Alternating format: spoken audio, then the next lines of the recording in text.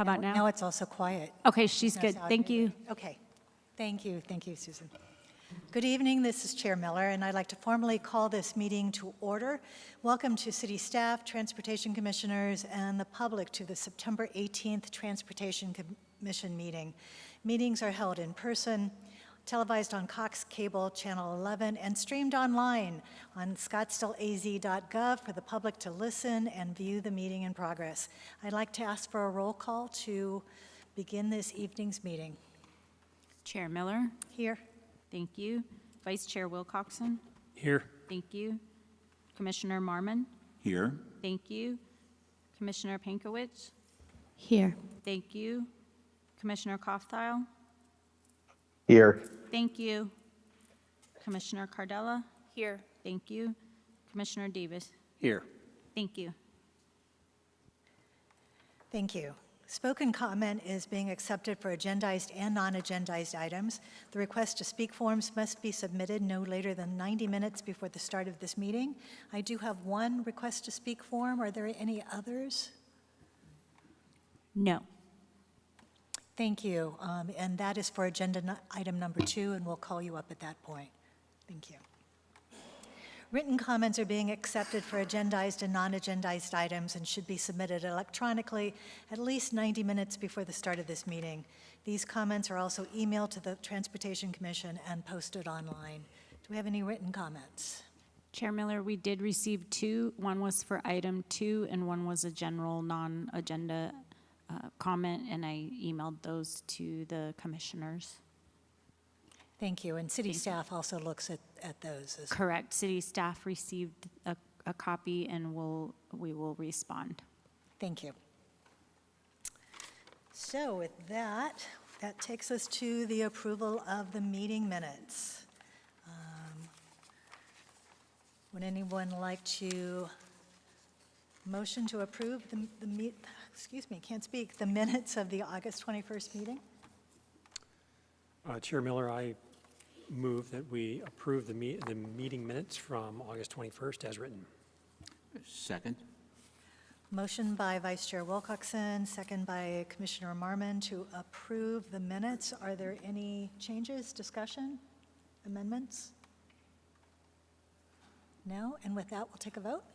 Okay. Chair Miller. Approved. Thank you. Vice Chair Wilcoxon. Approved. Thank you. Commissioner Marmon. Approve. Thank you. Commissioner Pankowitz. Yes. Thank you. Commissioner Kofftheil.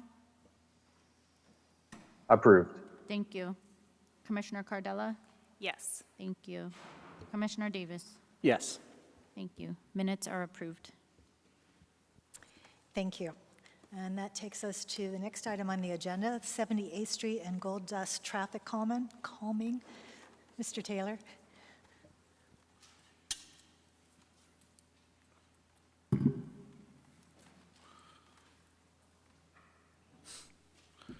Good evening, Chair Miller, members of the Commission. My name is Sam Taylor. This afternoon, I will be presenting on 78th Street and Gold Dust traffic calming exceptions. So some background on the item, why we're talking about it tonight. So for at least as long as I've been at the city, we've been having documented speeding issues on 78th Street between Shea and Mountain View. However, just about a year ago, we got concerns that were brought up from the La Cuesta community particularly.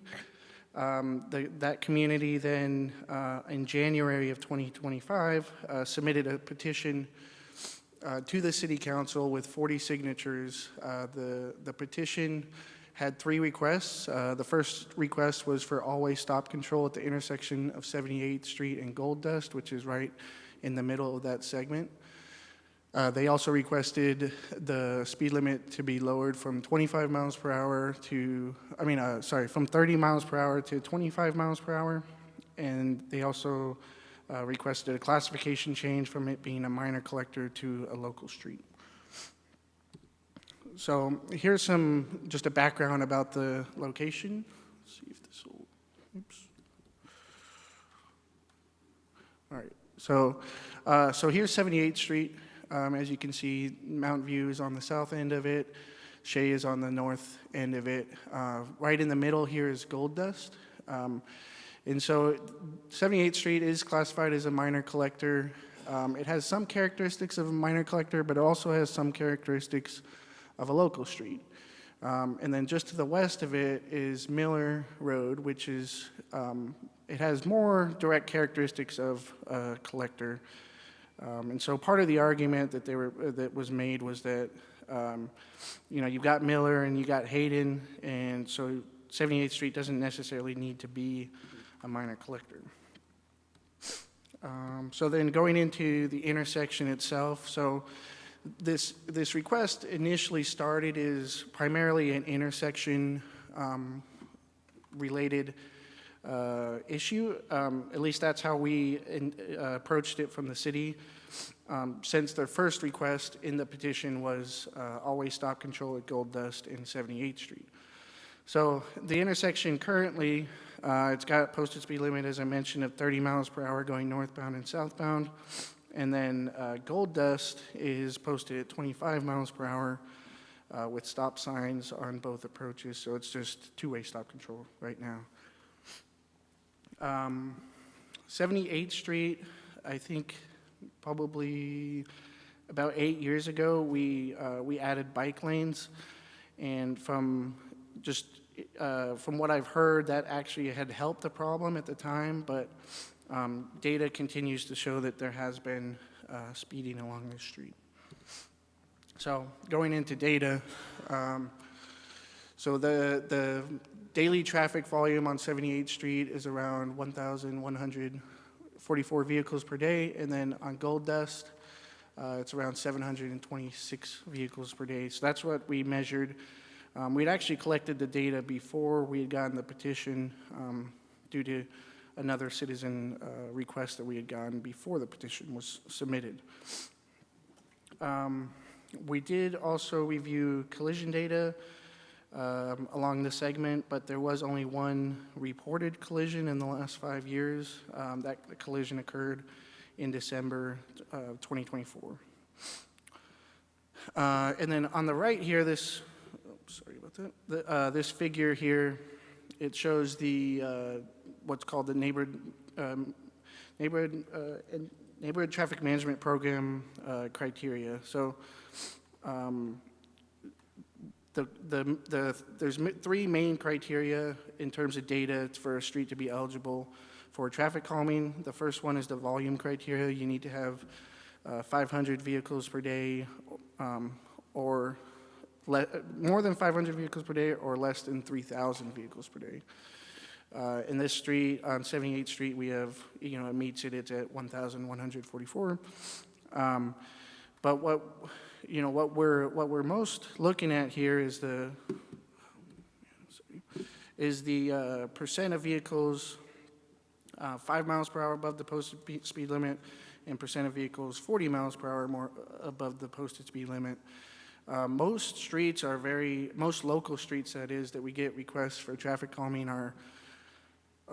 they have much lower percentages, and they rarely ever meet these two criteria. So to see these criteria more than doubled is, that's what I mean when we're talking about, documented issue of speeding.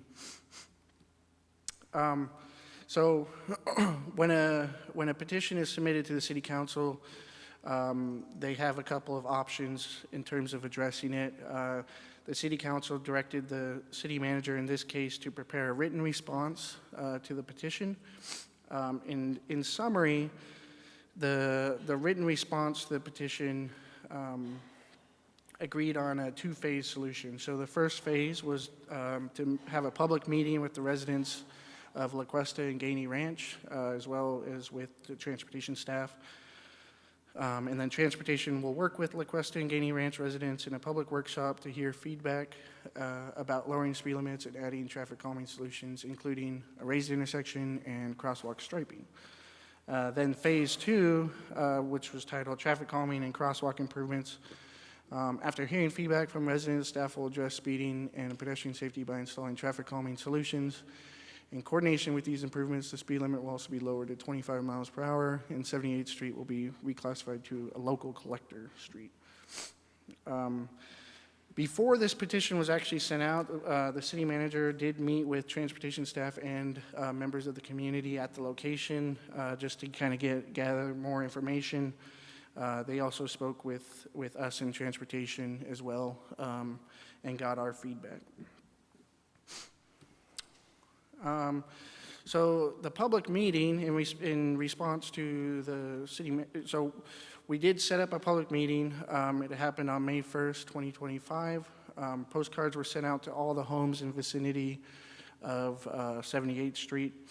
A total of 27 members of the community attended the meeting.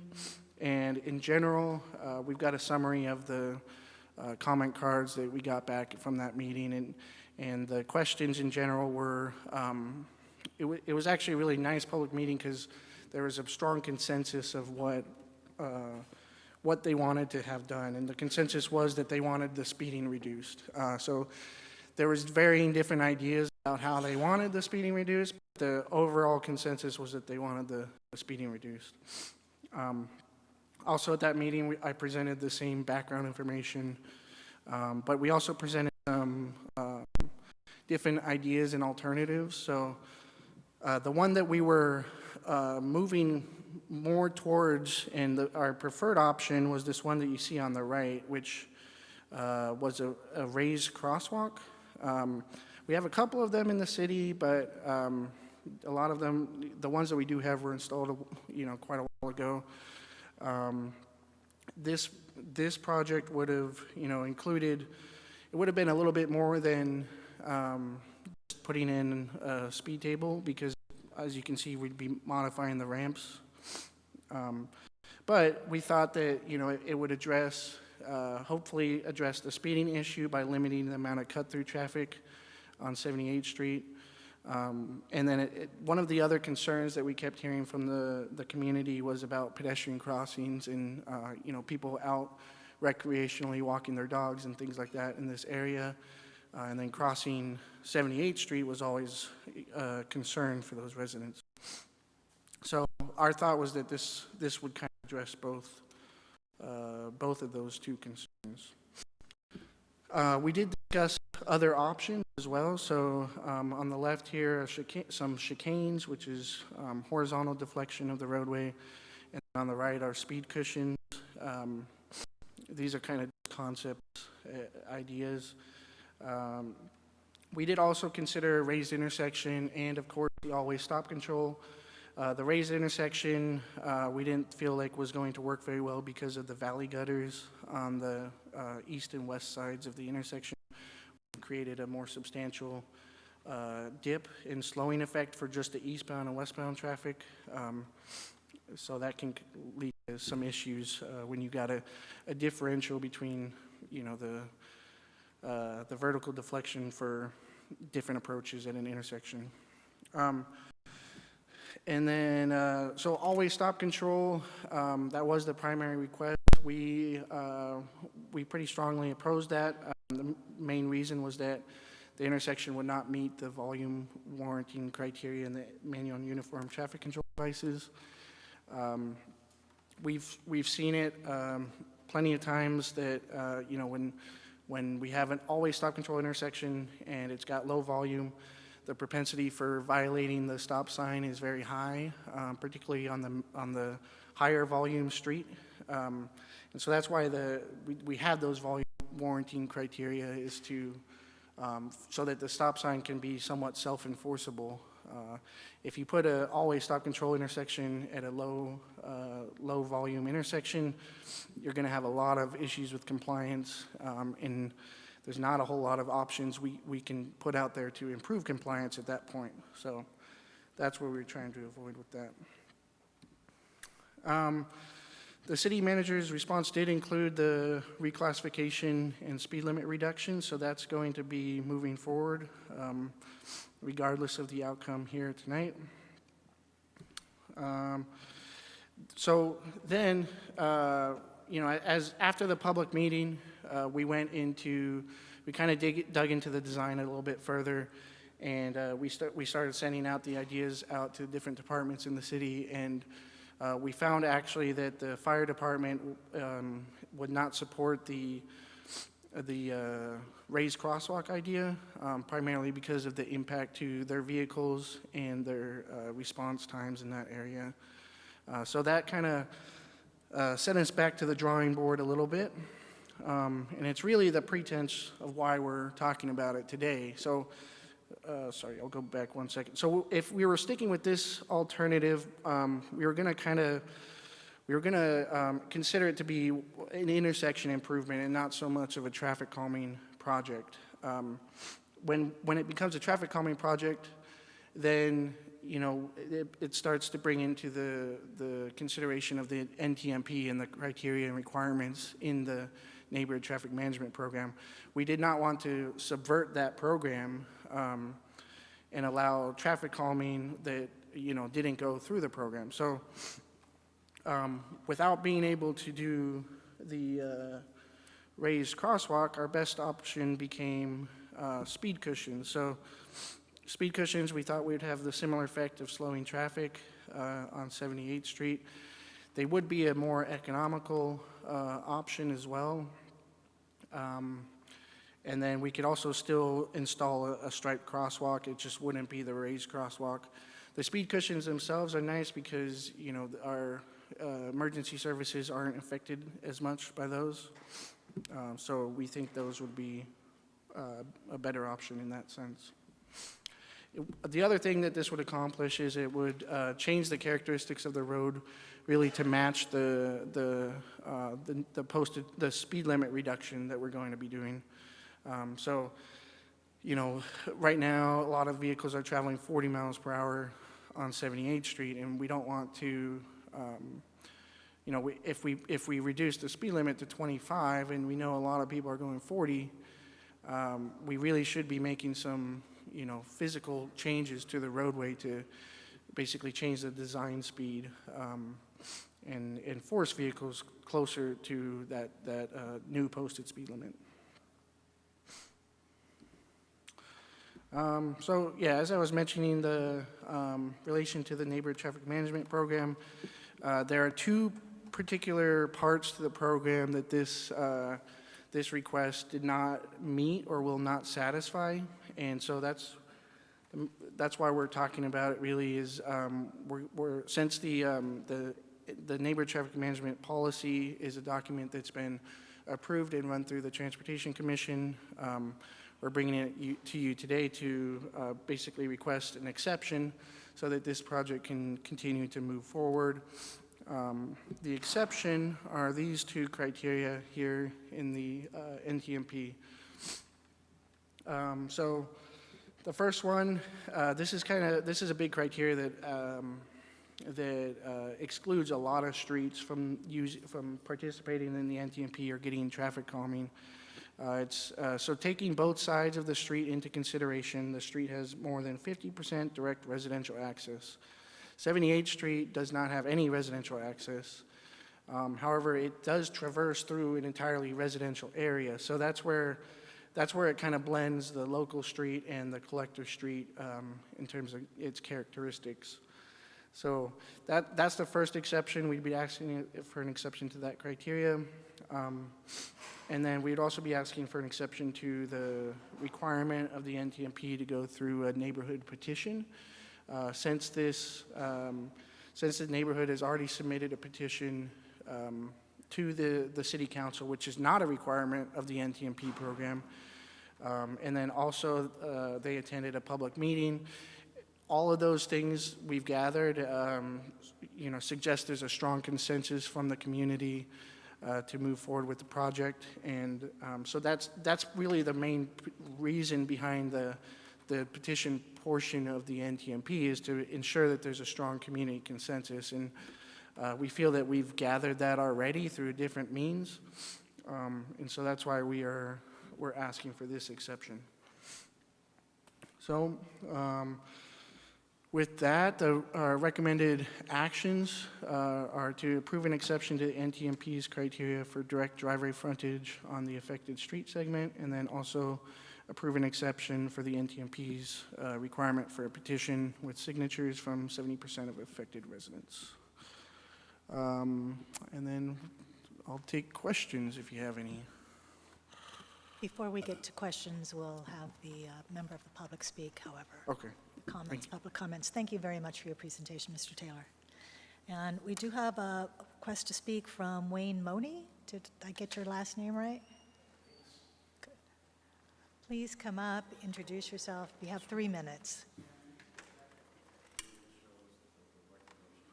The crosswalk one? The crosswalk with the cushions, yeah, right there. Oh, this one?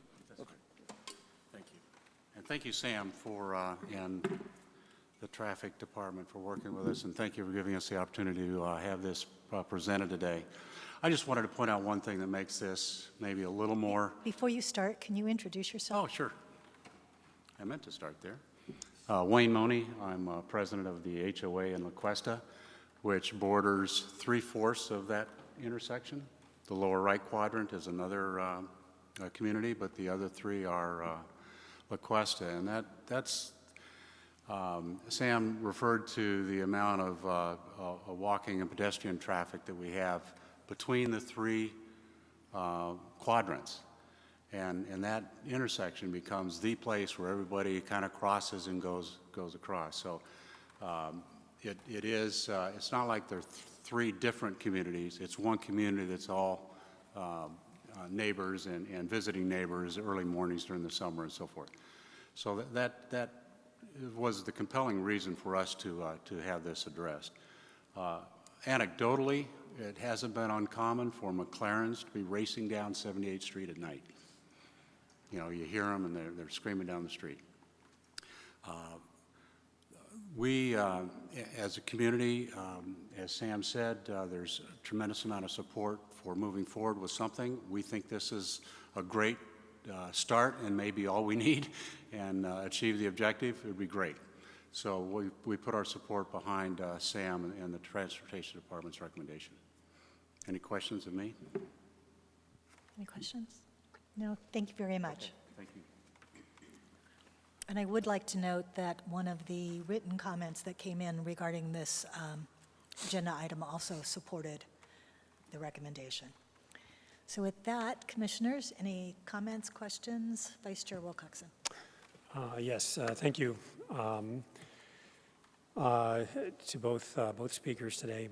I had a couple questions. First of all, just to be clear, if this moves forward, there would be no petitioning? That's the recommendation? Chair Miller, Commissioner Wilcoxon, yeah, that's correct.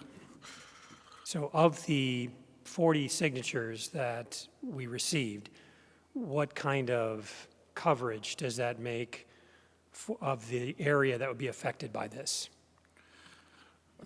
So that's a tricky question. So the way that we determine the affected residents, and part of the reason why we have that the criteria of having direct driveway frontage on a street, is because that makes it very straightforward on who the affected residents actually are. It's those that have direct driveway frontage on the street. Then we go outside of that and we will identify a notification area. But in this case, since, it does have some properties of a collector street, determining who the affected residents are is almost impossible, right? Because, there could be people that, we know there are people that use it as a cut-through street, and technically they would be, affected residents. So, but what we do know is that, through that petition process, through the meeting process, we hadn't really received any opposition to this from the community. We did send out postcards to all the homes within, I don't know, maybe a half a mile radius around the intersection. Here, let me go back to, oops. So we sent out all the postcards to all these homes within this square area around 78th Street.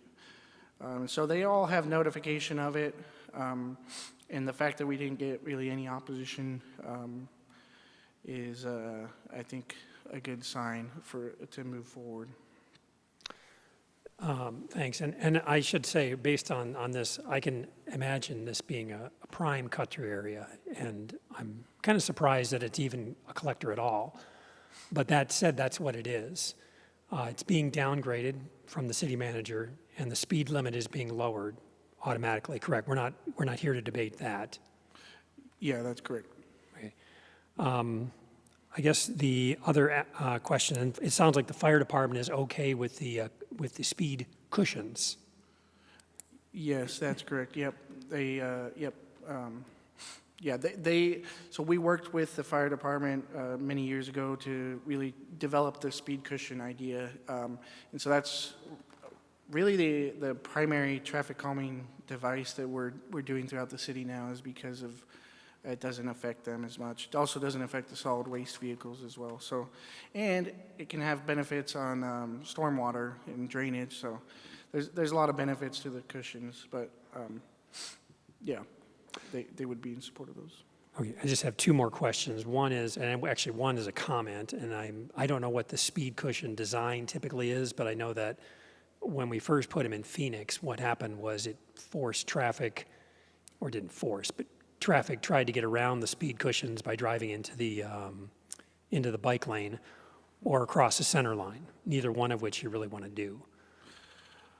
Right. Yeah. So this is kind of just a concept. We've noticed that as well, particularly if there's enough space on the sides of the speed cushions to get around them, people will try to do that. So what we'll try to do is we'll probably widen this out a little bit longer, make the outside speed cushion a little bit longer. But we haven't got to that level of the design yet. But yeah, we are aware of that downside to them. Okay, and then the last question is, I'm opposed to making marked crosswalks as a traffic calming device. Does this crossing meet the warrant or the normal practice within the city of Scottsdale for a marked crosswalk? There are already 4 crosswalks that are unmarked there, but is there enough crossing volume there to justify marking the crosswalk here, or is this being put in as a traffic calming measure? So we didn't actually do a full crosswalk evaluation. We did do observations. We noticed, I think between 5 and 10 people crossed in about a 30-minute period when we were out there. I will say it does meet all the geometric requirements for a crosswalk. We've got guidelines for installing pedestrian crossing treatments, a document for that. And it does meet all the requirements for a striped high visibility crosswalk, just based upon the speed limit and the type of road that it is. We wouldn't typically put a striped crosswalk on a higher speed, higher volume street. So since this is a lower speed, lower volume street, we feel comfortable with moving forward with a striped crosswalk with the adequate warning signage as well. So that is one thing we didn't do. I will say, yeah, we didn't do a full pedestrian crossing study like what we would do with some of the other projects that would have a crosswalk. Yeah. I guess have one more question. I would just ask that. I'm okay with the speed cushions, especially where they're being positioned. I don't know that that's going to be enough, but I would just ask that you make sure that the marked crosswalk is warranted. Otherwise, we're going to have lots of them going up in other areas, lots of requests. The final question I have is, if we allow this deviation, does it open the door to other communities with similar situations? Because I can imagine there are a lot of them out there, and we do have a policy for a reason. Yeah, that is a good question. That's primarily why we brought it to the commission today. So This is a unique situation because it was submitted through the council first, and then we've got the city manager then had to prepare a written response to it. That's not something that I've dealt with in terms of traffic calming projects ever, so it was unique for us. I think that our hope is that it wouldn't be abused in terms of other communities trying to go through the same route. But if they did, we would kind of go through all the same processes I think that we went through with this, vetting it, making sure that it seemed like a good project to move forward with, and then also bringing it to the Transportation Commission, for judgment there as well. So hopefully that I think will address that, the bypassing, I guess, of the NTMP program. Thank you. Commissioner Marmon. Thank you. The lane widths on 78th Street are extra wide right now. Would it help to restripe it to have 10, 11-foot lanes and enhance the protection of the bike lane? Yeah, that's a good question. I think they're 11 feet already, and then the bike lane, I think, is 5 feet. But we could look into that. That might be something we could do on top of this option. I mean, it looked wide open when I was standing. I mean, look, I can hardly see the lines. It looked wide open. Maybe clearly define the lanes. Yeah, we did look into that. They are 11 feet, so that is our minimum standard for lane width. So, yeah. Okay, thank you. Thank you. Commissioner Pankwitz. I have a couple of questions too, and a couple of comments, which is probably the counter argument to Commissioner Wilcoxon's comments, but I think the waiving of the 50% direct residential access, sometimes that condition is what creates a lot of the speeding because there are no eyes on the street. So I would encourage staff to take a closer look at those conditions when they do occur, because in many ways, just fences and no eyes on the street is what gets people behaving badly. And then in terms of waiving the second criteria, I appreciate not putting the citizens through a red tape process again when they've already been very frustrated for many years trying to get the city's attention. But it does open the door to, maybe the loudest residents or the areas where people have the most privilege to be able to take the time to complain are the ones that are heard first. And I just would encourage staff to balance both conditions. My question is, more generally, have we talked to fire about it, gone to other cities nearby that have raised crosswalks and seen how that fire access has worked for them?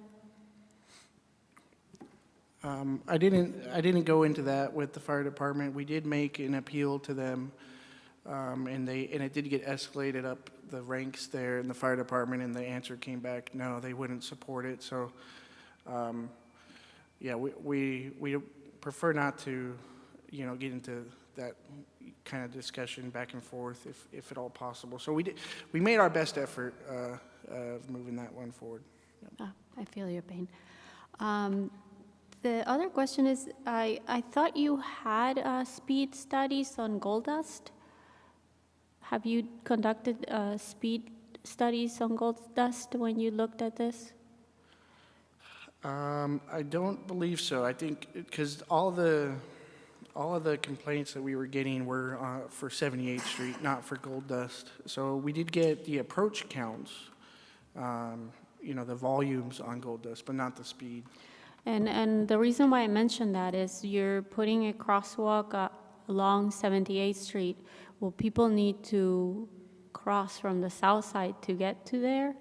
Granted, there are stop signs there that hopefully people take a look at, but it sounds like you would also want to aid that by striping crosswalks on both sides of Gold Dust. and perhaps redirecting the ramps so they are directional from an ADA perspective. And the last question I had is, are there bike lanes throughout 78th Street from Shea to the southmost street in your area that you studied? Yeah, there are bike lanes on 78th Street along the entire segment. And how many speed cushions are you thinking, or how many sets of speed cushions are you thinking of placing? Two Just to two? start off with. Our initial plan was to go back out and recollect data. If we were going to just do the raised crosswalk, our plan was to go back out 6 months after the crosswalk was installed, and then see what the effect was on speeding and traffic volume through that area. Okay. I think we'll probably still move forward with that because we could, do more speed cushions if for some reason this didn't help with the problem. But I do think it will. I think a lot of it was cut through traffic, and people might kind of take a different route if they have to go over traffic calming. So. Okay. Yeah. That's all my questions. Thank you.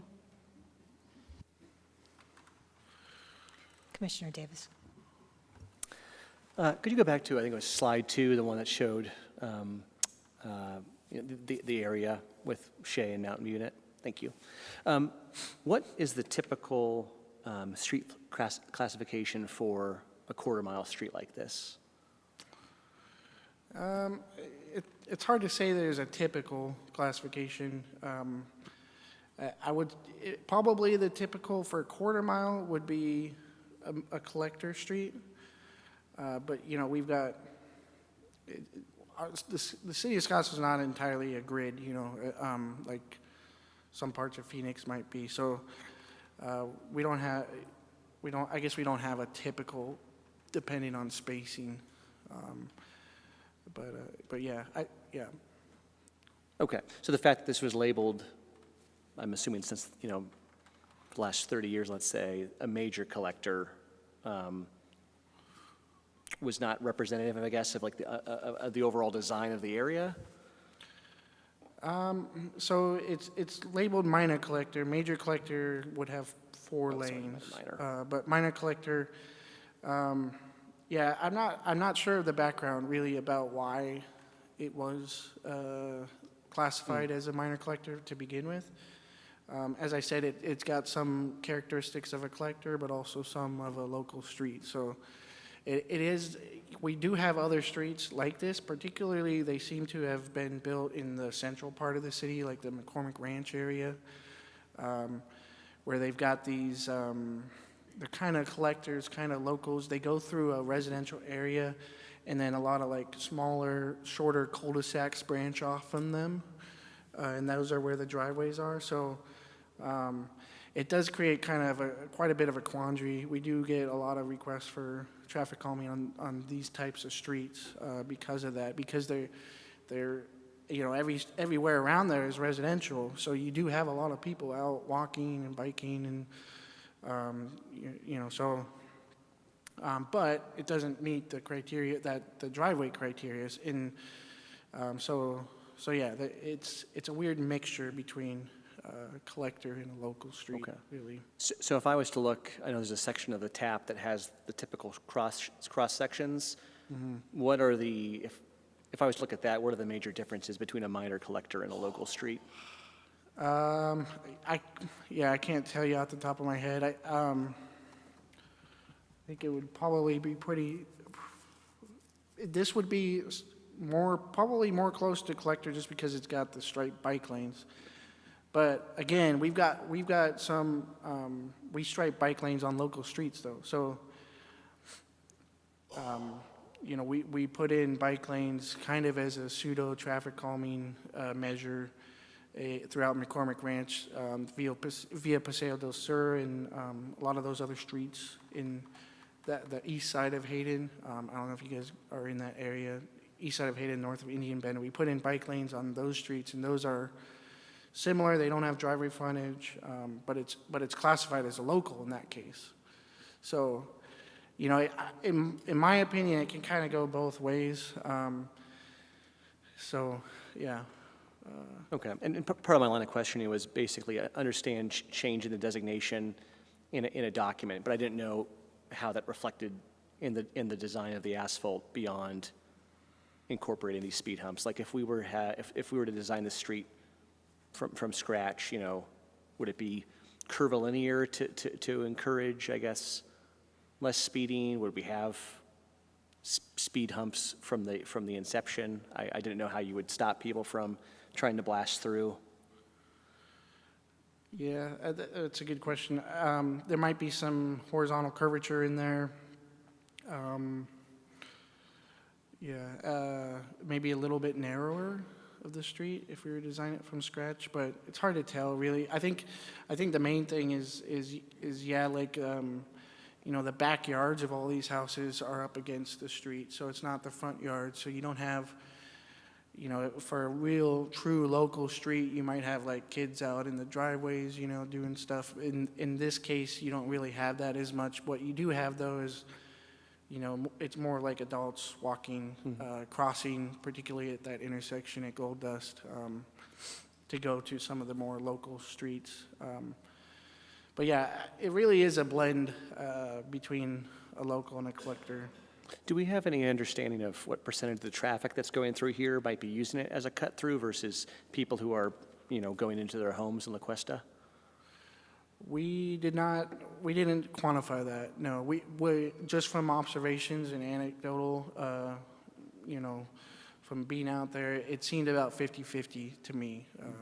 But we didn't quantify the number on that. Okay, because I obviously imagine one of the goals is, right, either to force people to obey the speed limit or put traffic onto Miller or Hayden to go north and south. Yeah. I mean, the volumes are obviously fairly low. Would there be any kind of, I guess, a negative impact to those streets if we shifted traffic over? Yeah. Let me go back to the volume. So yeah, you know, it's 1,000 vehicles per day. That's I think 50% is probably accurate but you're not going to prevent all of the cut through traffic by putting in speed cushions. So maybe 250 vehicles get split up between Hayden and Miller. You know, I don't think it would be substantial impact. Okay. And a final question, if you could go to the slide that shows the high-vis crosswalk and the two speed humps. I was just curious if there's a reason that we put a crosswalk on the north side versus the south versus both. I don't think there's a particular reason.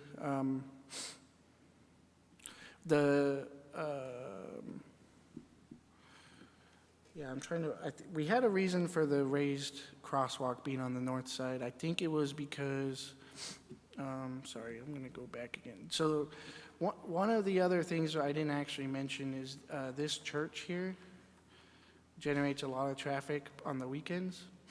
And a lot of that church traffic comes from the north to going southbound, and then they turn and they come in through the back side of that church. So the raised crosswalk was going to be in a spot to kind of prevent that sort of thing, or not prevent it, but you know, maybe discourage it.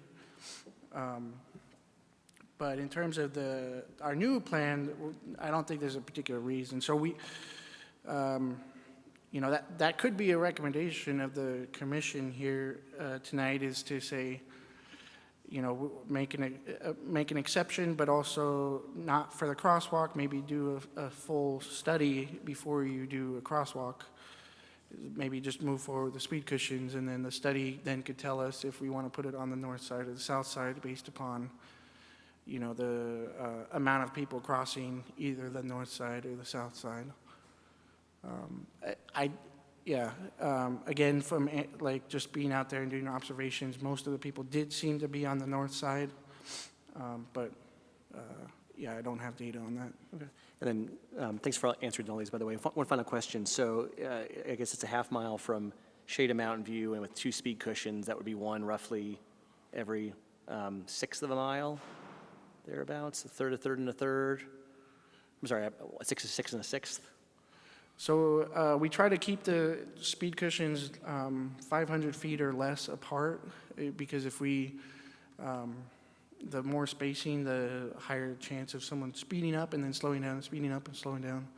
You know, if you keep them with it between 500 and 300, that's kind of the ideal spacing between the speed cushions to prevent that, so people don't feel the need to speed up and then slow down, you know, in between. Okay, so I guess, yeah, and one of my fellow commissioners raised the point that would we potentially need more in the future? Because if we're holding those within 500 feet of each other, there's still a lot of stretch of that road that someone could gun it.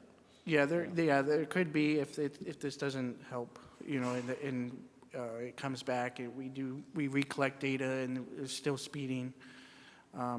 But yeah, so that might be an option as it comes back, but we're hoping not. Sure. Okay, very good. Thank you for your answers. Commissioner Cardella. Thank you, Chair Merrill. Just to follow up on Commissioner Marmon's question about the striping. So it sounds like the street's already as narrow as it can be. On those bike lanes, is there enough room there to paint them in the buffered style that you all do in a lot of areas, or is that too narrow? Yeah, I'd have to go back and just double check the widths, but I think that if I remember right, there was 11-foot lanes and 5-foot bike lanes, which doesn't really give us a lot of space. You know, the narrowest we could make a buffer area is 2 feet. So if we did that, then we'd be left with a 3-foot bike lane. But it's certainly something we can look at. I just wouldn't want to close the door on it yet, but I think it's unlikely. Yeah. Commissioner Kaufdial, do you have any questions?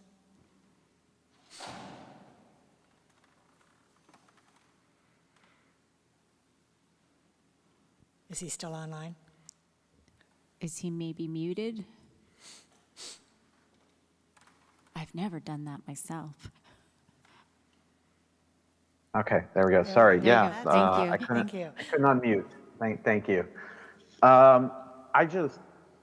I just had questions mostly about the fire department's objections to raised crosswalks.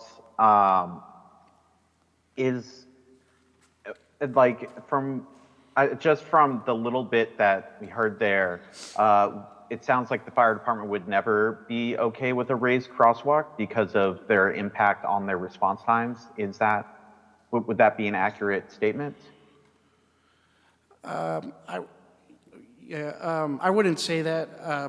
I think in this case, they looked at the very specific case, the location, and they said that they wouldn't in this case. Everything can change, right? It could be in the future they would allow it. It just depends on the location and policies and stuff at that time. So, and plus I can't speak for the fire department myself, so. Okay. I just didn't know if there was, on your back and forth that you described, that there was more there. If the neighborhood wanted a raised crosswalk, would they have an ability to override the fire department's objection on that, or would they be able to bring that? Yeah, I'm not sure. I do know that, the solution, the idea of the raised crosswalk was initially presented by us kind of as an alternative to what they were requesting. So I'm not sure that would be something they'd even be interested in trying to move forward. It'd probably be a process as complicated as this one was, so doubtful that they would. Okay. All right. That was the main question I had there. Everybody else was able to cover the other questions I had. So I was just wondering about the interaction, and having a raised crosswalk seems like, since the main concern is foot traffic, it seems like that would be a good solution as well. Thank you. Thank you. I just have one question. Assuming that we vote to move this forward, how long would it take what's the timing of this project?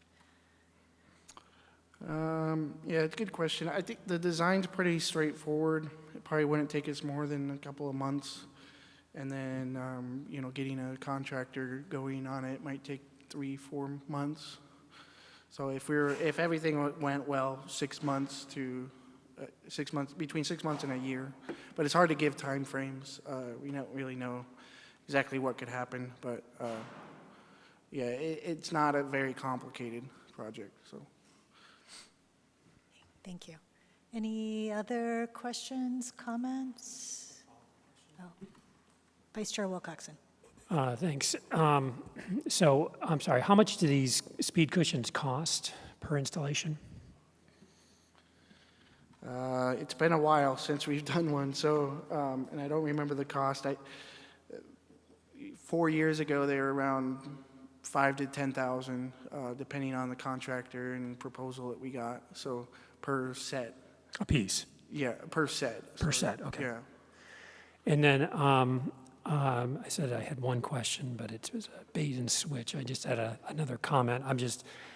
I'm worried that people are not following the speed limit now.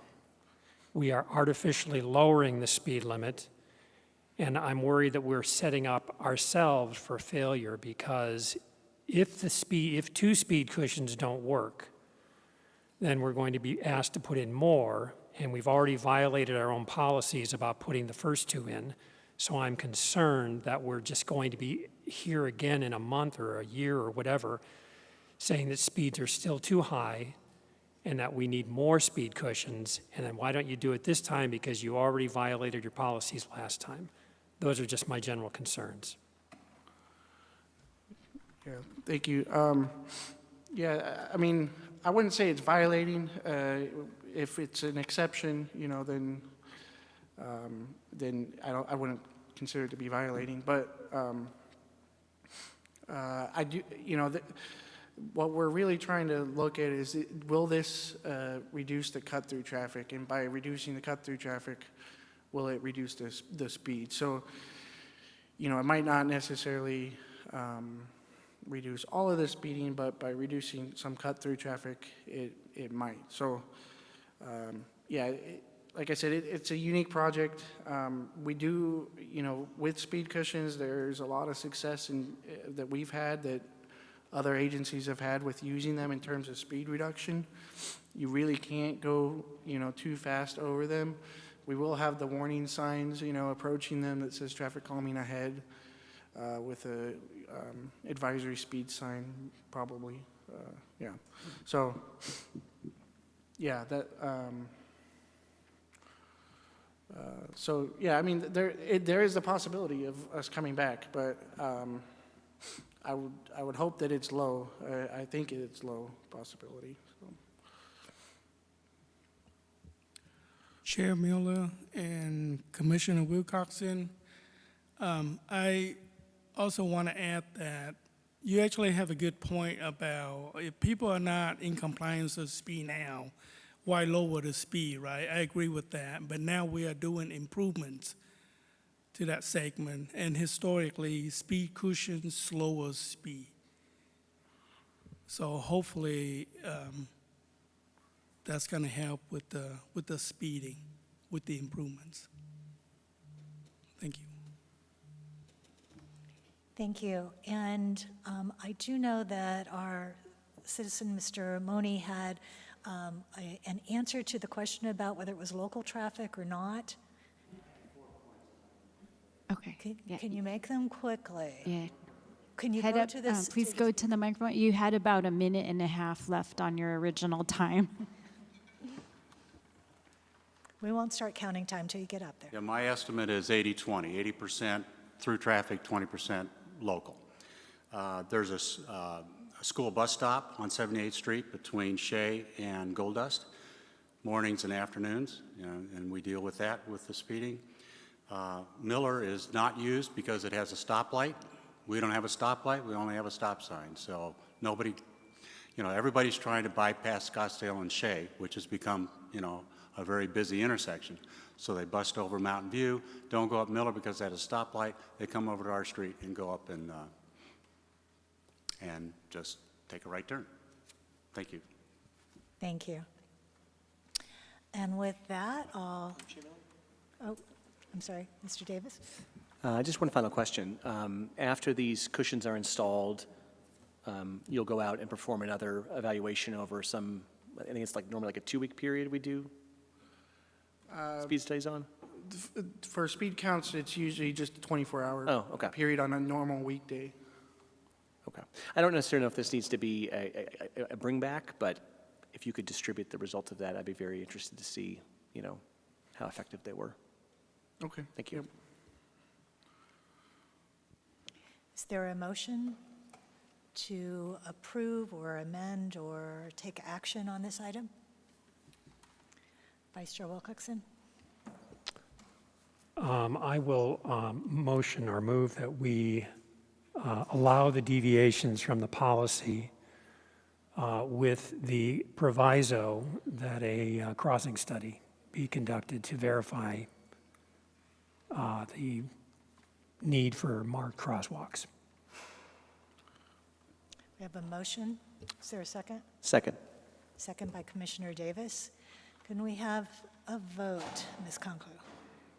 Can we maybe make the motion more clear Oh, go ahead. by reading the recommended actions, adding a crossing study, as well as adding additional crosswalks at the stop signs for gold dust?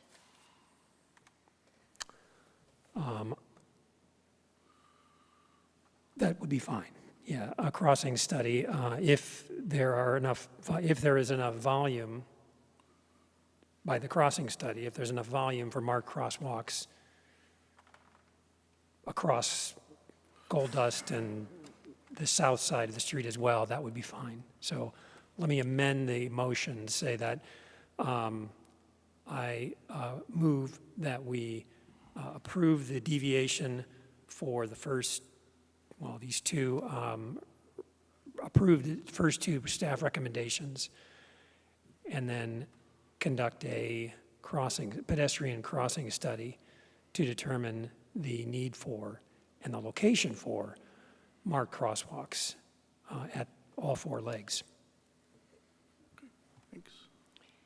So we have a motion that was changed. Do we have a second? I second the amended motion. Thank you. And a second from Commissioner Davis. Now I'll look around one more time. Any other changes, additions, ideas? No. Take a vote. Chair Miller? Approved. Thank you. Vice Chair Wilcoxon? Approved. Thank you. Commissioner Marmon? Approve? Thank you. Commissioner Pankowitz? Yes. Thank you. Commissioner Crofttile? Approved. Thank you. Commissioner Cardella? Yes. Thank you. Commissioner Davis? Yes. Thank you. Approved as amended. Thank you very much. And thank you, Mr. Mone, for coming and addressing us. Thank you. So next up, Strategic Transportation Safety Plan Education Component. Mr. Dome. Thank you, Chair Miller, Transportation Commission. Tonight we'll continue our series on the Transportation Safety Plan and talk about things we would like to incorporate into the safety plan in relation to educational campaigns we would like to set as our goal and look to strive towards. So starting with why education matters in a safety plan. Education is a major pillar of the safe systems approach, that overarching theme we want to bring into our safety plan. So we're looking to reduce the behavioral characteristics to crashes that affect crashes. So we know a significant number of crashes can be attributed to behavioral factors, things that people are doing. As we just talked at length about speeding, we would like to look for ways to incorporate speeding campaigns into our safety plan, impaired driving, distracted driving, and then occupant protection, so seatbelts and helmets. I put a little graphic or statistic on the sheet to show a trend in at least the right direction on usage of seatbelts, so trying to indicate that education plus some enforcement components plus some new laws can affect behavioral behaviors among the traveling public. So showing from 1995 that there was a 60% observed seatbelt use to 2018, a 90%. Many different components can be put in and attributed to that rise, but education certainly another one of those components, as we've all seen. Seatbelt usage campaigns for the duration of that time frame. So creating the goals, this was shown last month as the goal for education, and so continuing that on and then putting a little bit more meat to that goal in the later slides, but to encourage safe, responsible behavior and support that culture of safety. So we've talked in many of the presentations about that culture of safety. This is where we're really trying to drive home to the public that it's part of their shared responsibility to be safe on the roadway. So looking for that behavioral risk reduction. So looking to, you know, in ways we're trying to mitigate those behavioral risks through the ways we engineer and design the infrastructure, but also looking for ways to promote people to try and reduce those risks of speeding and impaired driving can go a long way in helping us with the safety. So looking for that reduction is the overall theme. Then looking for community education campaigns on a myriad of different targeted people, groups, as well as certain types of campaigns.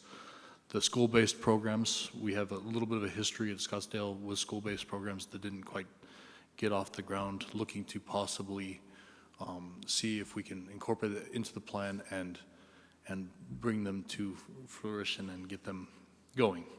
Then looking for targeted outreach at specific groups, and I'll go into that in the very next slide after this. And then an enforcement compliance with traffic laws, obviously knowing that we have the traffic laws and looking to reinforce them through our educational campaign.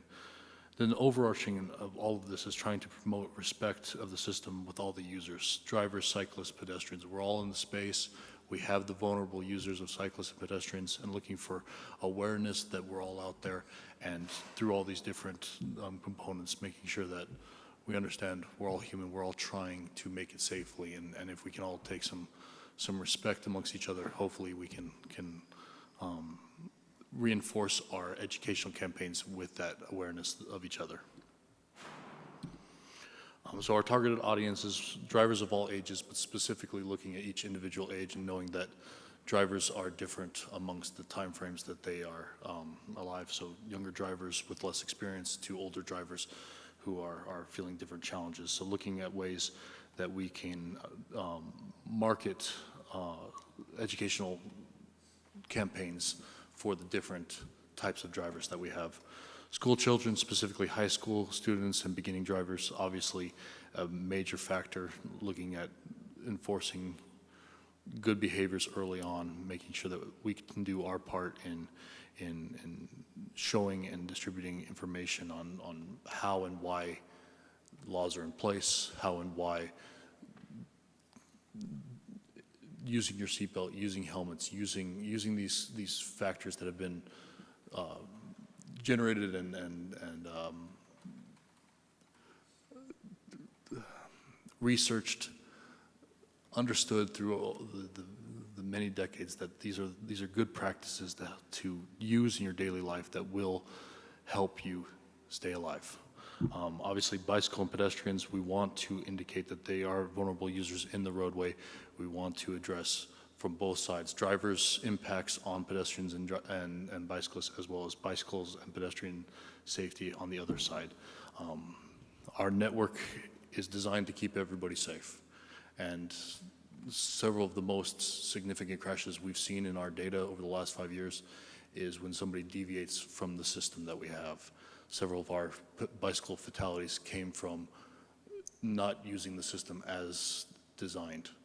Encouraging the use as appropriate definitely helps and something we would like to do. Visitors and tourists, obviously we'd like a campaign towards that.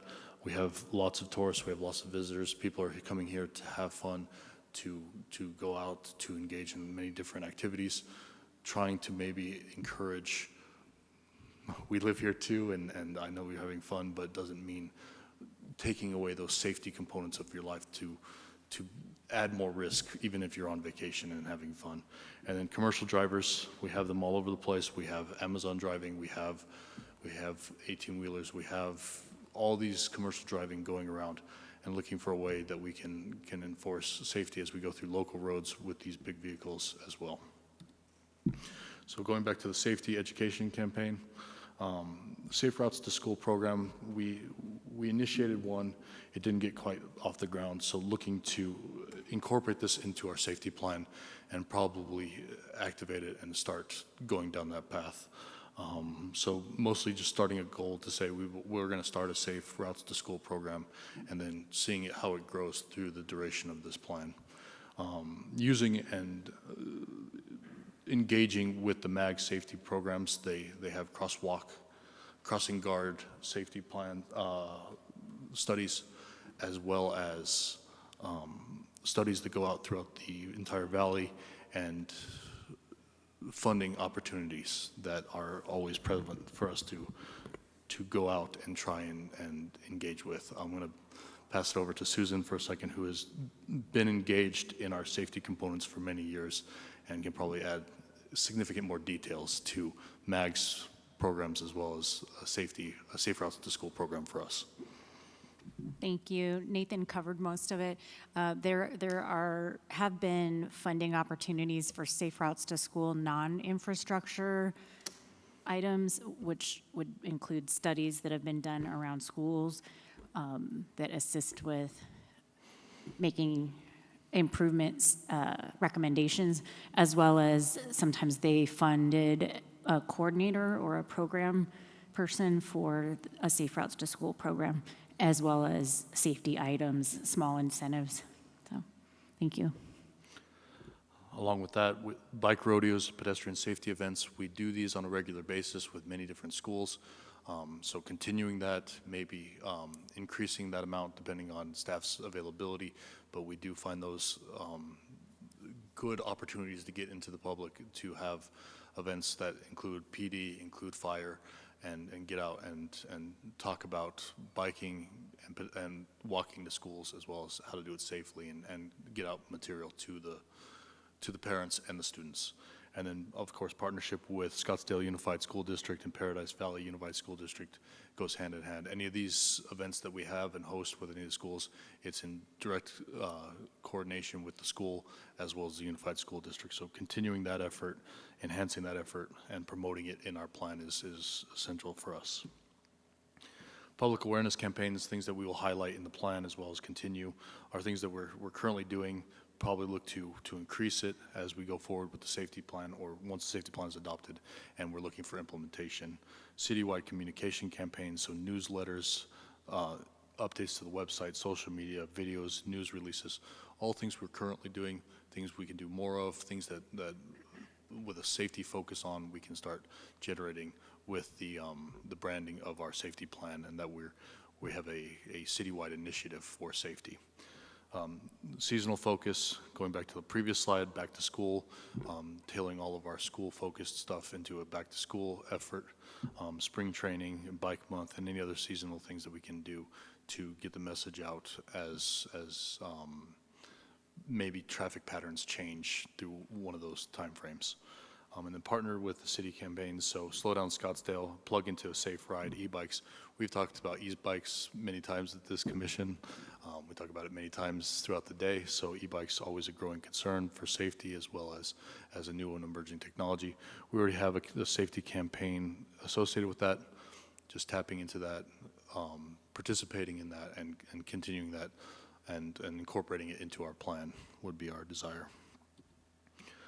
Driver education initiatives, so working with PD to create videos that are related to traffic engineering safety as well as defensive driving techniques. So looking to roll that out, see what PD needs from us and what we can do to help them as they get the message out about laws and safety and components of the roadway. Obviously, the targeted outreach for this is going to be the young drivers as well as seniors as we transition in life to maybe not being as mobile or as agile as we used to be, encouraging safer uses of the roadway during that time. collaboration with partners, we're going to identify in the plan that we collaborate with all these different people, as well as look to continue collaborating. PD, we're constantly working with PD on anything that has to do with enforcement, as well as education to safety of the roadway. Fire, schools, we've talked a lot tonight about schools, but also the universities. We have a major university just down the street, as well as a community college, so looking at how we can incorporate our safety into that. Community groups or HOAs, as wherever we can get the message out would be helpful for us to identify in the safety plan and then look to implement. Employees and surrounding agencies, including the surrounding stakeholders and developers. So when it comes to bike messaging, we do go out to all the bike shops and put out that messaging. We've been known to do that. We'll continue to do that and get messaging out wherever we possibly can. And then our regional partners, we're not doing this alone or in a vacuum. MAG, ADOT, Valley Metro, they've all had safety campaigns. Reinforcing our safety campaigns with those regional partners and keeping sure that our safety campaigns are in line with those regional partners is always a helpful thing for us to do. So measuring successes, what we're looking for as our performance measures, and the goal is to evaluate and look for a reduction in crashes related to those behavioral factors or related to behavior.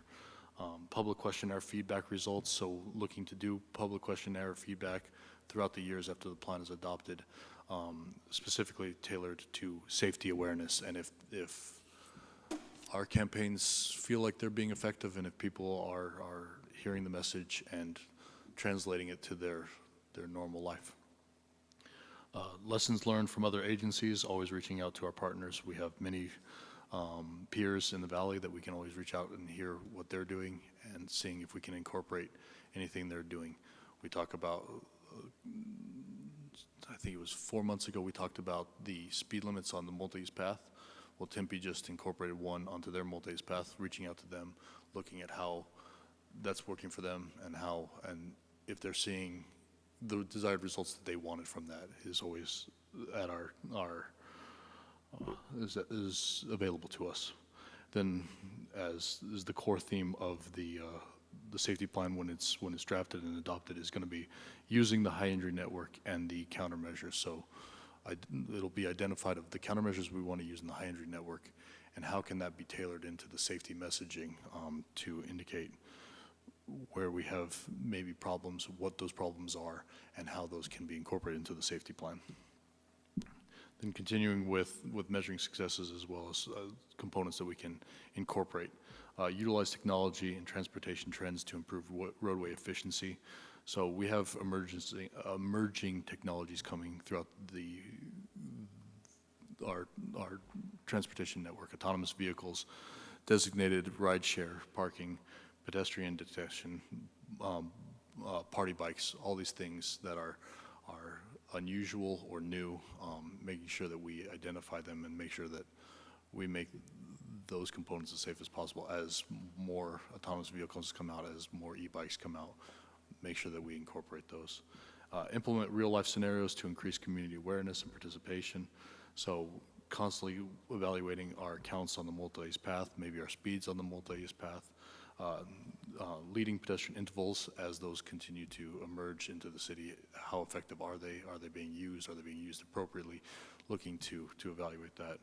Multi-use path speed limit pilot project, as I mentioned before, still doing that study, conducting that study to see if it's feasible for us, if it's appropriate for us once we put it out. Is it effective for us? Is it creating the desired safety results that we would like to see? And then high visibility pavement markings, obviously a key component to safety, is making sure that those crosswalks are as visible as possible to the drivers and make sure that our pedestrians feel as safe as possible. So using all of these components to try and make it safe, and then use them as an educational factor to say that they are out there and they are available. So the next steps, call to action, what's going to be done once this is adopted into the plan and how we move forward is to implement a phased education campaign. So we'll identify many things that we want to do in our educational campaigns, and then through the course of the years, implement it in phased and appropriate ways, evaluate it. So evaluate annually and refine approaches. So we start out one year, we see that maybe an education campaign isn't working quite what we want. Always be willing and interested in refining that and making sure we get the best message out as possible.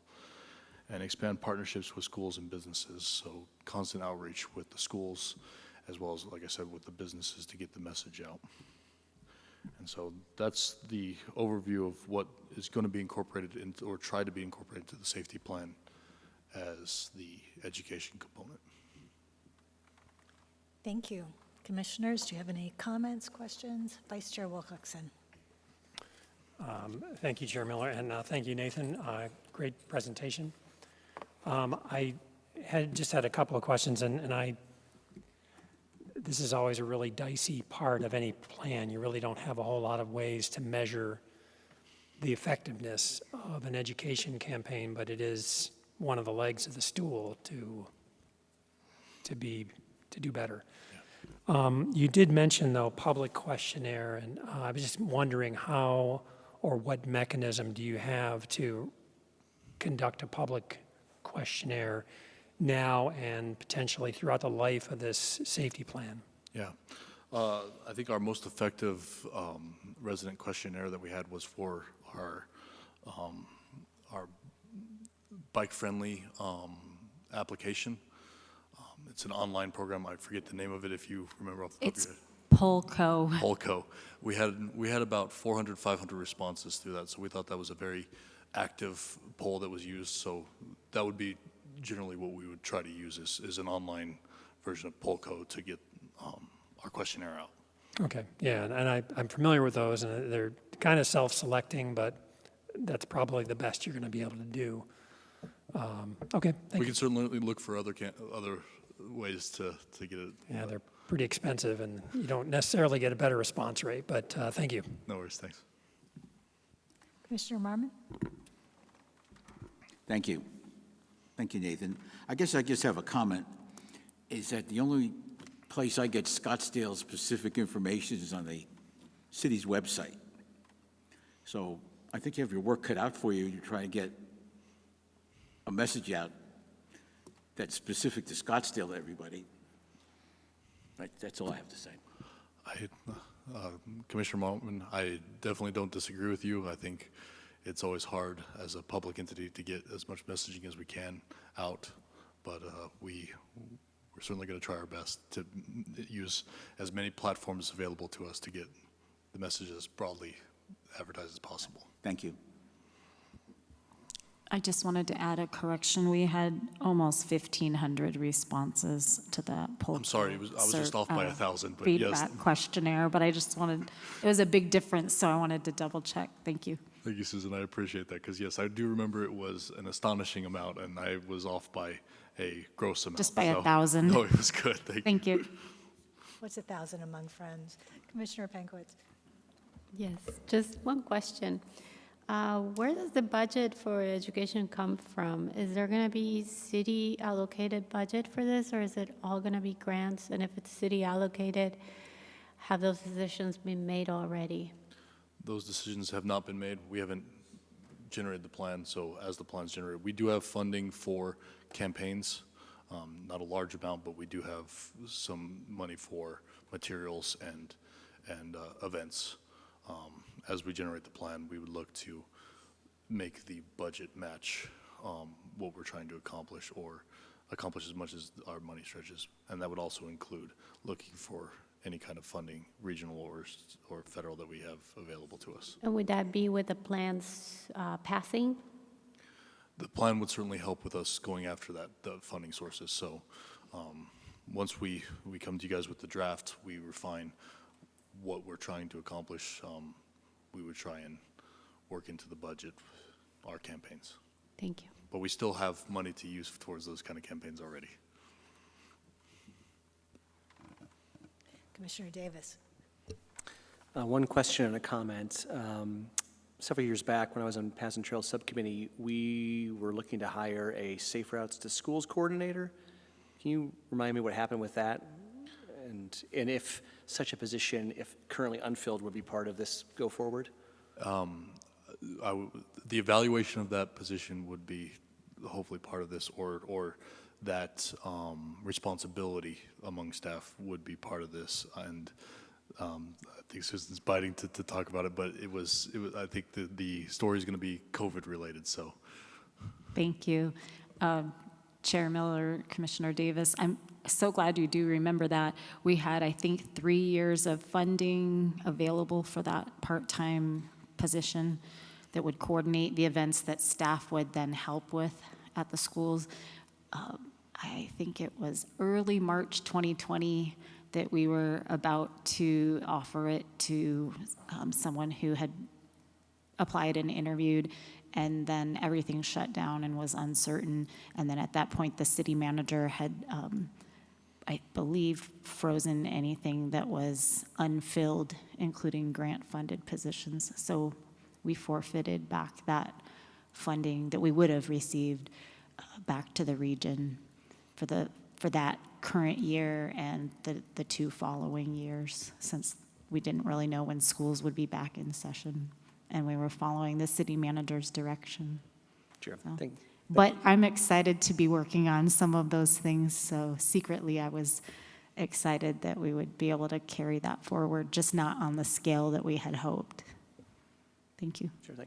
And then my comment, this is, I guess, in regards of public outreach. I've started to follow some of the Scottsdale Parks and Rec social media accounts, which are very well done. I don't know who does that, but they're great.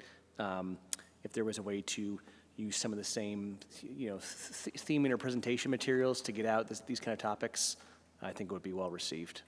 that sounds good. Thank you for the recommendation. We'll talk to our friends in Parks and Recreation and see how they go about it, and maybe we can tailor ours similar. Commissioner Cardella. Thank you. When you're talking about working with the schools and businesses and the PD, and have those relationships already been established, and it would just be a matter of, requesting that they dedicate a little more time to working with you, or are these some new relationships that you're going to have to build? Thank you, Commissioner Cardella. A little bit of both. We have good relationships with several of the schools. We've had multiple bike and walk to school events with some of the schools. I think reaching out to more schools is always available to us. Like I've mentioned, we've had many efforts to put out material to bike businesses, as well as some of the major employers. So we obviously have a good relationship with Honor and Banner Health. So it's a varying degrees of our relationships with each one of the schools or businesses, and so reinforcing and continuing those relationships with them, and then looking to reach out and find new partners in our community. So maybe a school that we haven't had a bike and work to school event, we reach out and say, this is what we do, this is what we've done with several of the other schools in the area. Would you be interested in it? It isn't too far from what we would like to do. Commissioner Koftow, do you have any comments, questions? No comments, no questions. Thank you.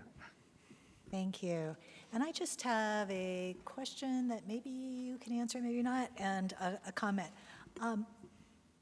With young drivers, how are drivers learning to drive these days? I'm of the age that we had driver's ed, and then mom woke you up at 5 o'clock in the morning to go to the mall to drive in the empty parking lot. But is there a culture of going to driving schools, or how do you even reach those folks? I'm not sure yet. We will find out. I'm sure PD knows. Okay. And I'm the mother of teen drivers. Yeah. Yes, I think in Scottsdale, most people go through private companies to learn, which I don't know what percentage of families can afford that, but there isn't any programs within the schools anymore, so Okay. it's really left to the families to take to that find on. a private place, we'll certainly investigate that. And Reach out to that. And a comment, suggestion. Yeah. I just wanted to add my nephew learned from Grand Theft Auto. It's a little disappointing, but yeah. I'm sorry, I didn't You're a quite. little bit muffled. Could you repeat that, Commissioner Koftow? I was just saying my nephew, his primary inspiration for learning how to drive was the video game Grand Theft Auto. Not something we would encourage. I don't think they use stoplights too much in that game. No. The examples of what not to do, right? But you mentioned Parks and Rec. You know, City of Scottsdale has a lot of events. They just had 90s Rewind. You've got Fall Festival coming up. I know it's staff intensive, but to have a booth there and create little games out of it, you know, ask questions, you win a candy, that's always a good way to reach out to the community too. So good enough and great segue. We do have a booth coming up for the Fall Festival related to the safety plan. So mostly the generation of the safety plan now, but moving forward as we have the safety plan, having a booth constantly there. We had a booth last year with transit focused. This year it's going to be safety action plan focused. So absolutely agree. We have an activity there and a virtual bike, and so we will be out there as a campaign. Maybe you can create a haunted house that's like scary driving, right? Or cat videos. Yeah, Grand Theft Auto, that's not bad. I'll talk to our. Thank you very much for your presentation. We look forward to seeing the plan all come together. Thank you so much. And you have the next presentation as well. I'll stay right here.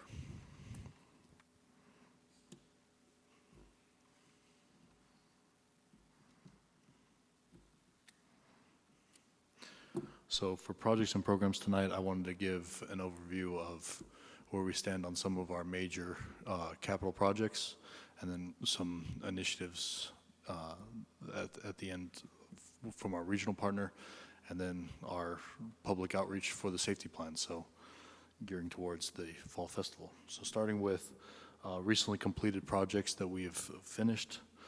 We just finished the Indian Bend Wash Path renovations north and south of Osborne. So on the map, of the circles, the most southern circle, those two segments were just finished. And then we're moving on to finishing up these two projects. There are two projects in our capital budget, but phased in phase 1 and phase 2. And we've kind of been mix matching them based on the most effective way to use our construction contractors. The next one is going to be all of the segments in McCormick Ranch coming forward. We have a agreement with McCormick Ranch that we seem to have settled on, and we're going to take to council very soon. That was the last major milestone to us, going and finishing that last leg.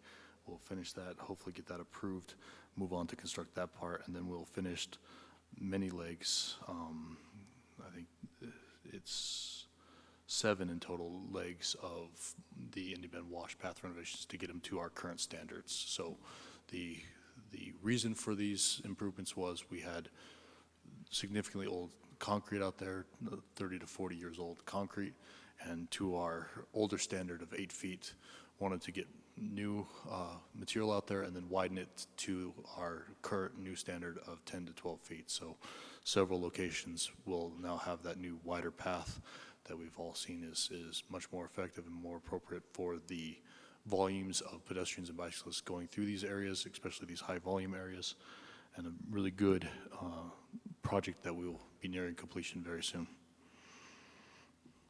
Then also the Shea intersections, Via Linda, 110th Street, 112th, 214th, and 136th Street were just finished. This was another one of our ALCP projects, so a little bit of a mixed match of the improvements, spot improvements throughout that corridor. Additional turn lanes, mostly right turn lanes coming off of Shea onto several of these locations. A new shared use path between 112th and 114th Street was put on the south side. Existing improvements to the underpass and the pathway upgrades underneath 114th, and you can see that in the picture right there, as well as drainage improvements, new pavement, and then traffic signals. So that was just completed, and another one of our ALCP projects that was finished for Prop 400. Going on to projects that are under construction and nearing completion. So the Doubletree Ranch Road Bridges repair, that's 90% complete, completing in October. There are new decks for the bridges. What we had was a bridge that was built in the mid-1980s.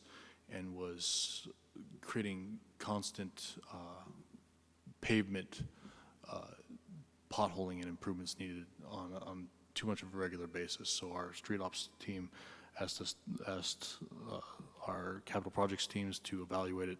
They evaluated that we needed a new deck. They went out, they've put out this new bridge that will hopefully alleviate the problems of the constant movement and the constant asphalt repairs that were needed. So certainly an old bridge and a vital need to finish that up and make sure that it doesn't cause more damage to the asphalt. Then we have the Loop 101 widening and the Loop 101 interchanges. This is 86% complete. It should be completed by hopefully January of 26. This is to add one general purpose lane in each direction on the Loop 101, as well as interchange improvements at Pima Road, Frank Lloyd Wright interchange, which is having the most extensive improvements, changing the entire configuration of that interchange, Raintree Drive and Shea Boulevard. So it's been moving steadily. Lots of upheaval, seeing as it's a significant roadway in the center of our town. I hope we haven't caused too much concern, but it'll be done. And as somebody who lives right there, that choke point right at Shea was always a concern. Now it won't be when we have the new general purpose lane that will alleviate that congestion.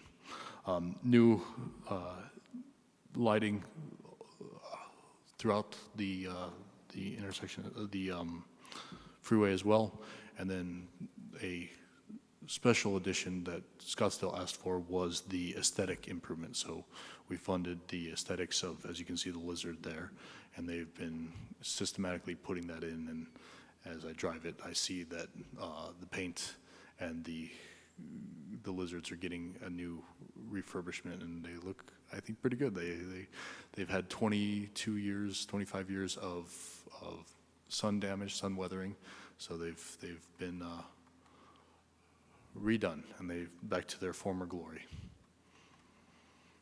Pima via Linda to McDowell widening. This is 65% complete. Widening via Linda, widening Pima to 4 lanes. Hopefully completed by spring of 2026. Adding a median for us, a sidewalk on the west side. For SRPMIC, a sidewalk on the east side.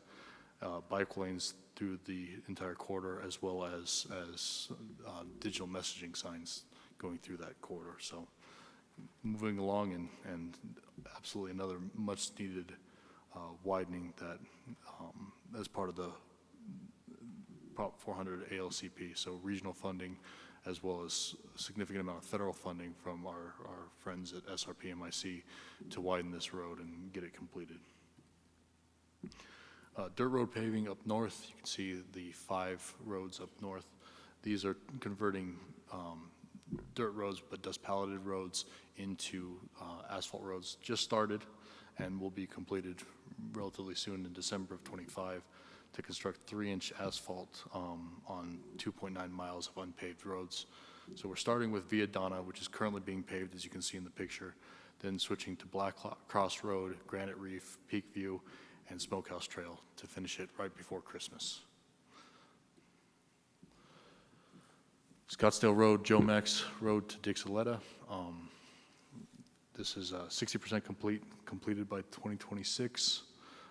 Currently, we are redesigning the signal at Dynamite and Scottsdale Road. It's at 90% design for that signal. We're also working with MAG to transfer the funding to the Carefree Highway project that has been submitted to MAG and will be hopefully approved, and then we move forward with that change as well as the funding change. So as you can see in the picture, the old configuration of the roadway, and then the significant improvements to the roadway being medians, traffic controls, a multi-use path, as well as sidewalks on both sides, and then continuation of the trail. So a pretty substantial increase, as well as drainage improvements throughout the entire corridor. Project still left in design. We have Thompson Peak Parkway over the Riata Wash. This is adding the mirror image or the twin bridge just to the north of the existing bridge, and finally completing that roadway into what it was originally supposed to be, which is the 4 lanes, the median in the middle, and then the 2 bridges. So we're at 30% design complete on that one, and it's to complete that remaining bridge. This is a bond project, so we're looking to finish this up as fast as possible. 77th Street access improvements, a federally funded project for us. We're moving into 60% design, creating a multi-use path that is wide enough to support vehicle traffic. So when it floods, you can exit and emergency vehicles can enter this one community that has only one access point in the middle of the wash. So continuing on with this, and it's a very vital project for us to continue. 68th Street sidewalks is still continuing, it's 70% design complete. It's to establish a new connection of a new sidewalk connection from Indian School up to Camelback, going through the community on 68th Street. You can see the profile of the sidewalk staying in the right of way as much as possible. It's 6 feet wide on the west side. I've flipped the image, so the west side is on the southern portion of the picture, but that's 6 foot. The east side, so the east side is 6 feet, the west side is 5 feet, and then I picked this image from our designs to show what's happening with Lafayette, and you can see that we're bumping out the curb pretty extensively to make the walking distance shorter, as well as to align the cars to have better sight lines to the traffic moving on 68th Street. So pretty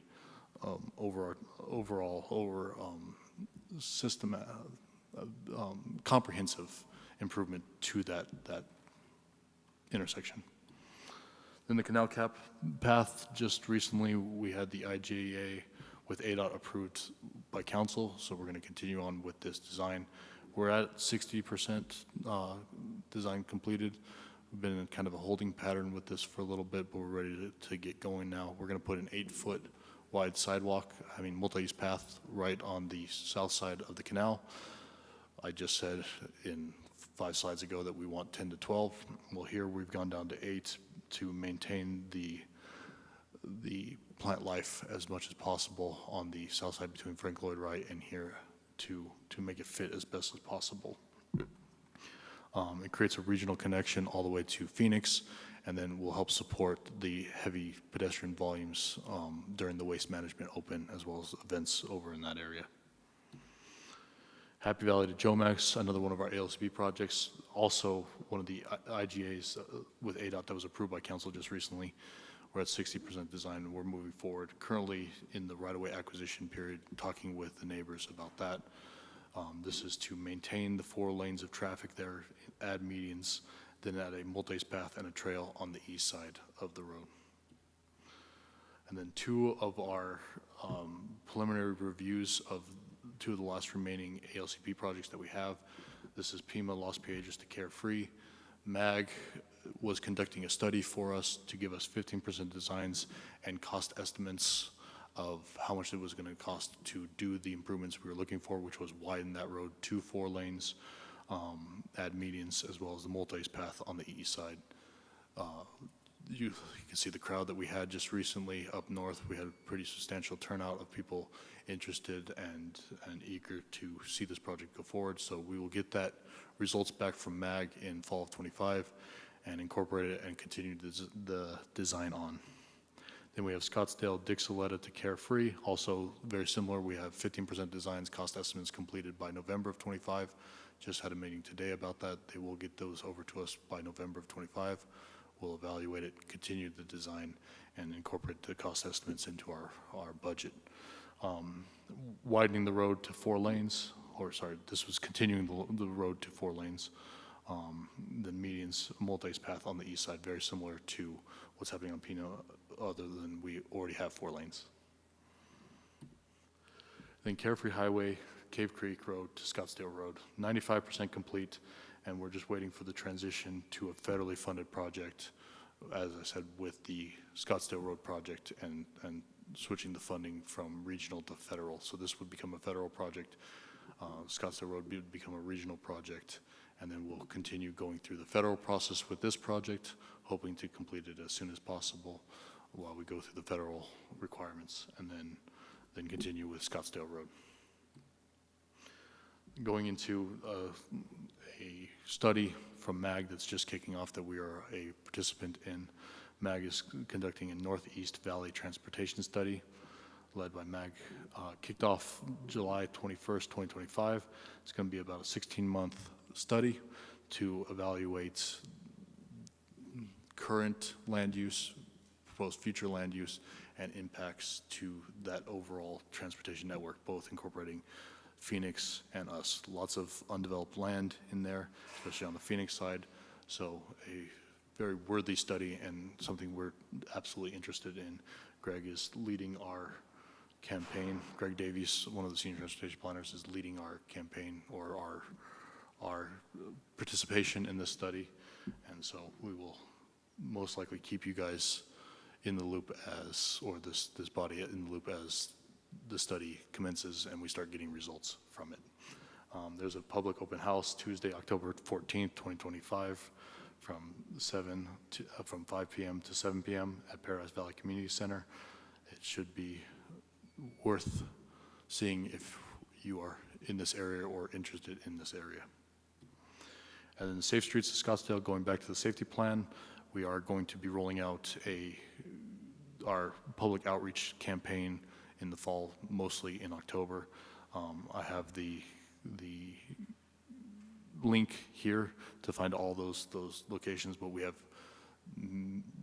3 outreach events that we're going to, including the Fall Festival, as well as a community survey online, and then looking to figure out how much feedback and what the community is looking for in our safety plan. Then we're also having an interactive walking assessments throughout the city, so registration is online to participate in the walking audits, to go out and physically and visually see what the environment is like for a pedestrian and have that feedback be incorporated into the safety plan. That is my projects and programs update. Thank you very much for the update. Any questions, comments? Vice Chair Wilcoxon.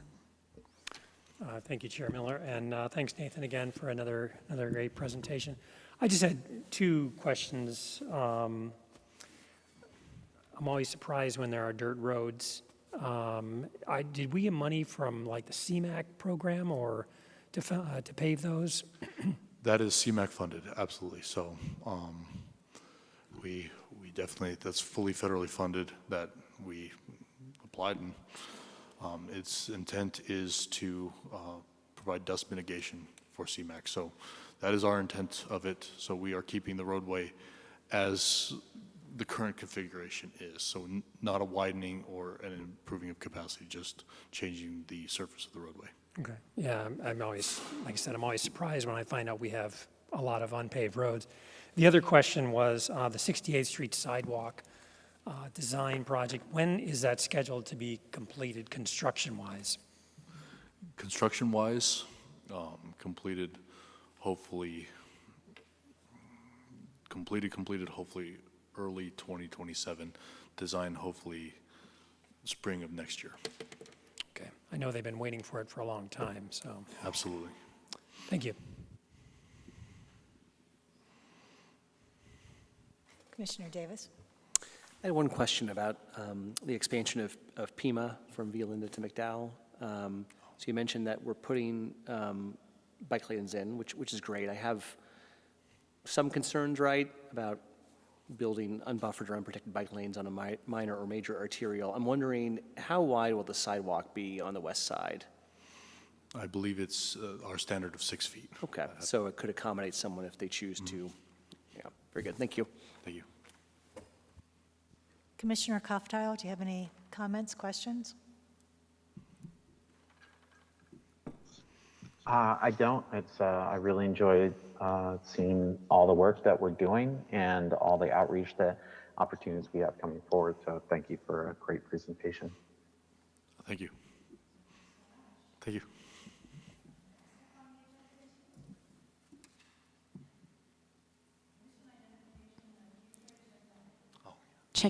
check your mic, Chair Miller. I'm having trouble hearing you.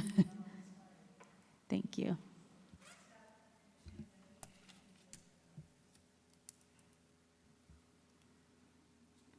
Future agenda items. We'll just scroll through and then just for everyone to see. I think you're up. I thought There the it light is. was on. I'm terribly sorry. That's okay. Yes, Thank the you. next item, commission identification of I think future this is, agenda I items. think this is more of a communal effort to, I can certainly participate, but I would love to hear what you guys would like to see from us. Sorry, I should have done the Word document instead of a PDF, but we'll just kind of glance through what we have coming up, and then as you need to add additional items to the list. As we're doing that, I can say that for next month, the safety plan, we are bringing forward the enforcement and first responders, and then also our workforce in the right-of-way components for the safety plan. So two things that we're bringing forward. To piggyback off of the projects and programs update, I talked about the MAG study that for Pima from Los Piedras to Cave Creek. MAG is finishing that up. They want to go to both the city of Scottsdale. So that study is both us and the town of Carefree. They want to come up and meet with the town of Carefree and also us and give a much more extensive look at that. So those should be scheduled as soon as I get confirmation from MAG that when and how they would like to come here. So Thank you. that was me stalling, so we have it. Thank you. Commissioner Cardella. I believe it was listed on there, but the plan for the pavement and how there's been a recent investment in that, I think that would be interesting. It seems like there's already more activity going on in terms of paving, so it would be great to understand that plan and how that, was developed. Thank you, Commissioner Cardella. I just spoke with our pavement manager about that and the opportunity for them to come and talk to you guys about pavement. They're working on the Old Town improvements right now, and so when we get the 5-year, they're working with their consultant right now on the 5-year paving plan, as well as putting and incorporating all of their improvements. So certainly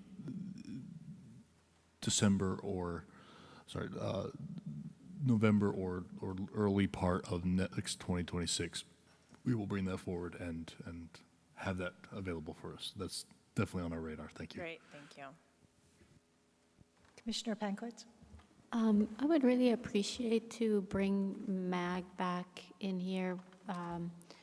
It's trip reduction program month, so everyone talks about their commute. They collect a lot of data, and I would like to see how that fares for Scottsdale and what opportunities there are for improving transit and transit schedules and routes. Thank you. We have talked to our transit team as well about coming back in the spring for a transit update. We'll incorporate that comment and look to answer as many questions as possible.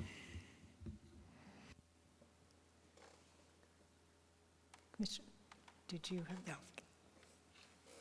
Commissioner Koftail, did you have any comments at this point? Any additions? Anything you'd like to see on future agenda items? Yeah, I'm currently in the Seattle area right now, and this might be kind of a wild one to ask for, but I'm just curious what city staff what they'd like to see, like if you had an infinite budget and infinite workforce, what kind of stuff would you like to see implemented in Scottsdale in the next 20 years or something like that? There's so many interesting ways that Seattle manages their population and congestion and the way people move around, and I'm just wondering what kind of stuff, what the vision would be for Scottsdale transportation. if that's something possible. If not, I understand. Commissioner Kofthal, thank you. I think looking to address that question, we have this may be a more vanilla answer, but we have an implementation section of the Transportation Action Plan that has an extensive amount of projects, some that are very costly, but very essential for us to, or not essential, but something that would be very great to see if we could incorporate. So we can bring forward the implementation plan and show what's in there and what we see as really long-term improvements that could help the city. One of them, for example, is the Cactus Road corridor from 101 to the city of Phoenix, which is on there, would be a useful improvement to increase bike infrastructure as well as pedestrian infrastructure, but would be certainly a large boulder to carry up the mountain to get that one accomplished. But it's on our radar, and we always look for funding opportunities to get stuff like that done. Thank you. Thank you. Well, I think commissioners, as usual, if there are any items that you would like to see on future agenda items, please let staff know. We do discuss this and can move it forward. I know that the safety plan has taken up a lot of space and will continue to take up most of the space for the next few months. Commissioner, Chair Miller, I would like to also just highlight since it's on there right there, the ADA transition plan that is in the works, and certainly would like to keep that on your guys' radar and bring that forward multiple times to talk about what our consultant's doing, what our city manager's team is doing, and what transportation is collaborating with them to focus on with that transition plan. So just getting kicked off right now, but certainly something to keep on the radar and bring back to you guys in various times to show how that's moving forward. Great, thank you. Any last comments on the agenda, or not on the agenda, on the future agenda? No, and with that, we have worked our way through the agenda. Is there a motion to adjourn? So moved. Moved by Commissioner Davis, I'll second it. second by Vice Chair Wilcoxon. All those in favor of adjourning, say aye. Aye. Any opposed? No? Thank you, and enjoy your time in Seattle, Commissioner Kofthal.